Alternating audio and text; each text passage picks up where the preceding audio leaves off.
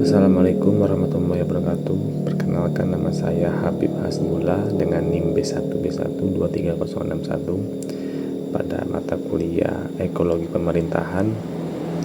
Di sini saya akan menjelaskan tentang ekologi pemerintahan, yang mana pada mata kuliah ini diampu oleh dosen Ibu Uswatun Asyah Esos MIP.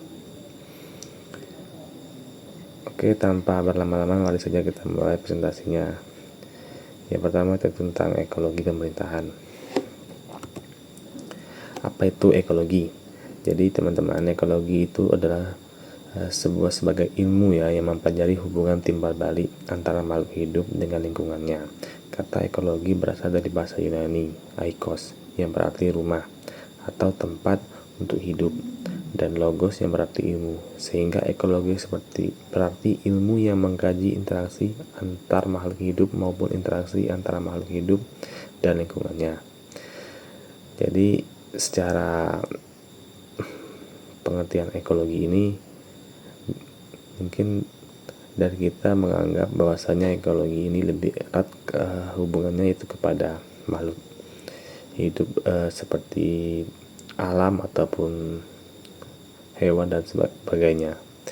Tapi ekologi itu sendiri memiliki arti yang luas, termasuk dalam ekologi pemerintahan. Ini sudah saya sampaikan bahwa itu pengertian ekologi yaitu adalah hubungan timbal balik antar makhluk hidup dan lingkungannya. Dan kita lanjut, apa itu ekologi pemerintahan? Nah, tadi kita sudah membahas tentang ekologi. Di sini kita akan mengkaji yaitu tentang ekologi dan pemerintahan. Jadi ekologi pemerintahan itu adalah suatu ilmu yang mempelajari adanya proses saling mempengaruhi sebagai akibat adanya hubungan normatif secara total dan timbal balik antara pemerintah dengan lembaga-lembaga tertinggi negara maupun antar pemerintah vertikal, horizontal, dan dengan masyarakat. Jadi di sini bisa kita tarik kesimpulannya bahwasanya ekologi pemerintahan itu adalah sebuah hubungan timbal balik antara instansi atau lembaga yang ada di pemerintahan yang saling membutuhkan satu sama lain. Kemudian ada para ahli. Di sini adalah ahli Prof. Edwards menyebutkan ada 5 hal yang mempengaruhi bekerja suatu sistem dalam ekologi pemerintahan. Apa saja itu? Yang pertama adalah keadaan penduduk, yang kedua struktur sosial, yang ketiga sistem ekonomi, yang keempat ideologi negara, dan yang kelima sistem politik.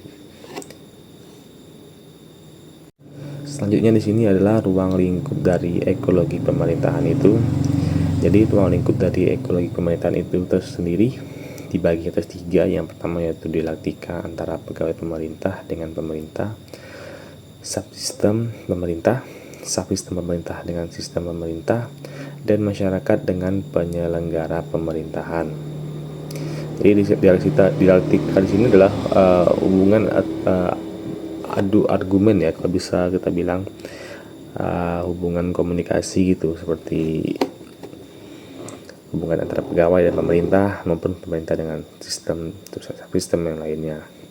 Kemudian yang kedua itu adalah distribusi kewenangan, dikaitkan dengan analisis ekologi. Jadi di sini dimasukkan adalah dalam pemerintahan itu sendiri, lembaga-lembaganya itu saling terintegrasi dalam pekerjaan maupun dalam kewenangannya. Tidak bisa satu lembaga itu menyelesaikan kewenangannya sendiri tanpa dibantu oleh lembaga-lembaga lain, misalnya lembaga kepolisian dan lembaga kejaksaan. Nah, mereka itu ada hubungan ekologinya, itu dalam distribusi kewenangan. Polisi bagian menangkap atau menindak jahat, dan kejaksaan atau pengadilan itu yang memberikan sanksi atau hukum. Jadi seperti itu kurang lebih contoh.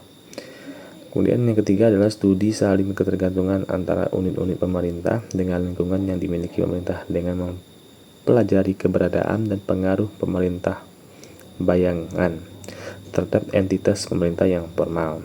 Kurang lebih seperti yang saya sampaikan barusan, hampir sama sepertinya.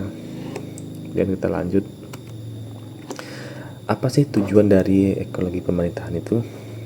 Jadi tujuan ekologi pemerintahan itu yang pertama adalah mempelajari hubungan timbal balik antara individu dan pemerintahan dengan lingkungan dan isinya. Kemudian ada menganalisis lingkungan internal pemerintah, termasuk subsistem pemerintah, regulasi, dan kebijakan. Yang ketiga adalah memahami lingkungan eksternal pemerintahan, termasuk SDA, SDM, dan hubungan simbolis lainnya.